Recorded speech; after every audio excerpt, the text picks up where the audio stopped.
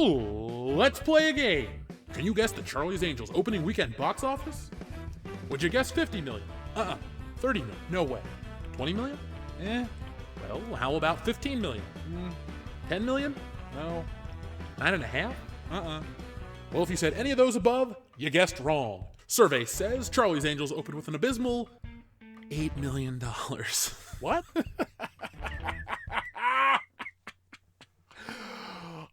I shouldn't laugh, but you know what? I'm going to enjoy this. Now, I don't enjoy a movie flopping harder than the big dude in the pool, but when a movie is sold on the root of all evil, identity politics, then I'm not sad to watch it die a quick death. It's an embarrassing death, too. Now, to be completely fair, the film didn't die solely because of that, but it didn't help it. Now, initially, I wasn't even going to talk about this film until Elizabeth Banks had to try and tear down Spider-Man to justify the existence of this flaming pile of shit. I saw that as a little classless. I mean, it was the Spider-Man trilogy that got her name out there. Sure as shit wasn't the Hunger Games. No matter how you took it, it was an excuse for Charlie's Angels to exist, and it wasn't enough. Every time I see an article about this topic, I keep thinking about something. I can't quite put my finger on it, but, oh yeah, Ghostbusters 2016! This is just like Ghostbusters 2016. A useless remake, or an alleged sequel in Charlie's Angels case. It has fan bashing, and a big ol' wet fart at the box office. Now, Charlie's Angels had a much lower budget, and the actresses didn't attack the fans, like the Ghostbusters crew did. So I have a little more sympathy for the ladies. Ghostbusters 2016, I'm all out of sympathy. I don't think Charlie's Angels has an audience anywhere near of Ghostbusters. Charlie's Angels, was a relic of the 1970s that languished in reruns for decades, only to be cleaned up and remade in the year 2000. I saw Charlie's Angels in the theater as a kid and I liked it. Drew Barrymore's always been good in my book, and Cameron Diaz is pretty cool too. But Lucy Liu lacks a personality, so she's my least favorite. The sequel sucked, and the franchise disappeared for nearly 2 decades. But that's just my recollection of it. Let's see what's being said about the film online. Charlie's Angels is the 5th woke-tard franchise to die at the box office. Well, that's a new phrase we've never uttered on this channel, woke-tard.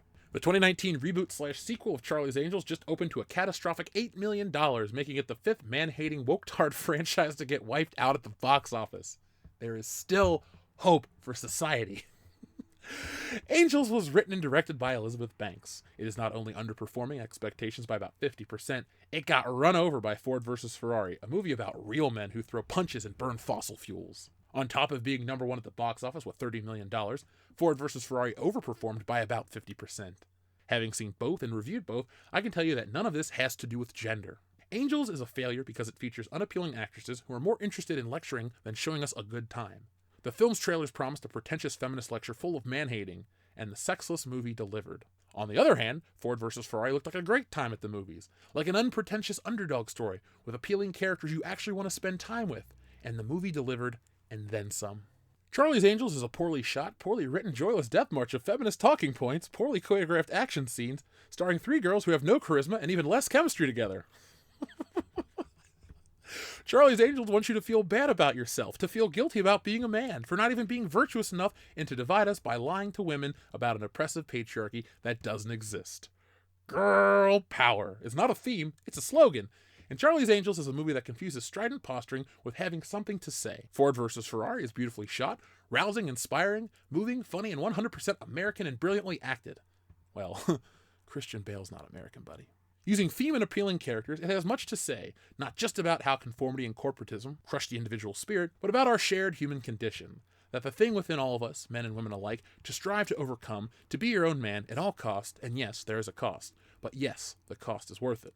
But as mentioned earlier, this has nothing to do with gender, and I can prove it. Here are 2 numbers that are not adjusted for nearly 2 decades of inflation. 40 million and 36.7 million. All the way back in 2000, a movie based on the television show Charlie's Angels, and called Charlie's Angels, opened to $40 million. It would eventually gross $139 million domestically and $264 million worldwide, back when the international market was nowhere near as open as it is today. All the way back in 2003, the sequel, Charlie's Angels Full Throttle, opened to $36.7 million. It would eventually gross $101 million domestically and $260 million worldwide. But here's the difference. The 2000 version of Charlie's Angels somehow managed to drive home its empowerment and sisterhood message without dumpster diving into misandry. And unlike this current trio of generic androgynous mall girl angels, the 2000 version featured 3 sexy women, Drew Barrymore, Cameron Diaz, and Lucy Liu, who didn't apologize for being sexy, who used that power to convince us guys the movie was worth our time. And they delivered. The goodwill from Charlie's Angels was such that 3 years later, the studio dropped $125 million into the sequel, and even though Full Throttle was pretty awful, side note, it was a piece of shit, it still was more fun than this hideous 2019 reboot, which is why it was able to crawl over $100 million domestically when that number really meant something. And so, Charlie's Angels 2019 is the 5th franchise the man-hating woke-tards have destroyed. The 5th golden goose strangled by the joyless and artless harpies. Charlie's Angels 2019 excluded and demeaned men, told us we were not invited, so neither we nor the women who love us showed up. And now it's the flop it deserves to be. Terminator Dark Fate did the same. Stridently pushed us out of the way because the future is female, don't ya know? As did Ghostbusters, as did Men in Black. And then there's Star Wars. Yeah, Star Wars is going to finish out this trilogy next month, and it's going to make a fortune. But afterwards, that film franchise is doornail dead. As of right now, there is nothing filming, nothing scheduled, not even a completed screenplay. Why?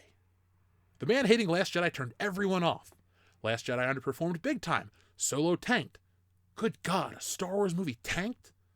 And now, the greatest and most iconic movie franchise in history is a TV show. We don't hate you, Hollywood. We're just hating you back. You started it. And good luck with that new James Bond movie. You know what? There is nothing left to say. That summed it up perfectly. Let's get out of here.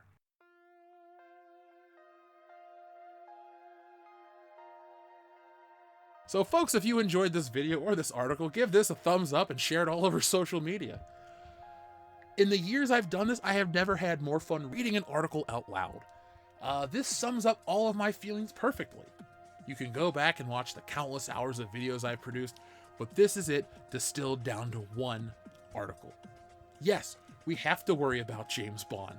That's my favorite franchise. As I look over on the James Bond shelf, I see my Sean Connery doll, I see old editions of books, Aston Martins, fake Walthers all over this room, an Omega Seamaster. It means a lot. But because of the climate we live in, I'm okay to watch it burn, to fail to fall apart miserably.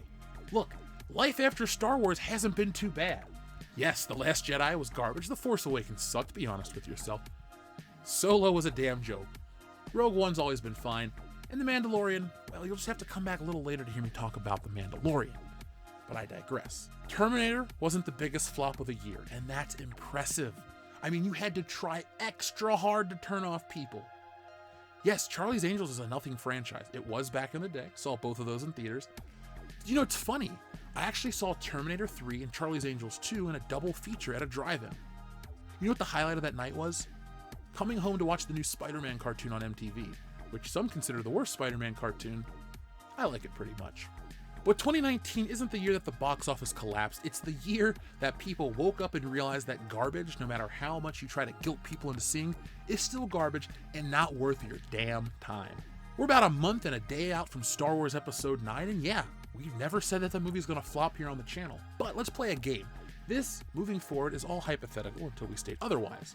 What if Star Wars Episode 9 flops? What if it fails to perform in America? Let's say it brings in $300 million in America, another $500 million worldwide, so you have a total of $800 million for a Star Wars movie. That would be embarrassing. I mean, we've seen a steady decline from the $2+ billion of The Force Awakens to the $1.3 billion of The Last Jedi, and well, who knows? Anything's possible. If a mainline trilogy film fails at the box office, it's going to be an utter embarrassment for Disney.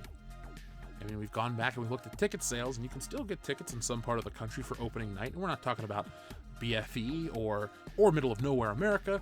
We're talking big cities, big places, Illinois, Ohio, Indiana, New York, California.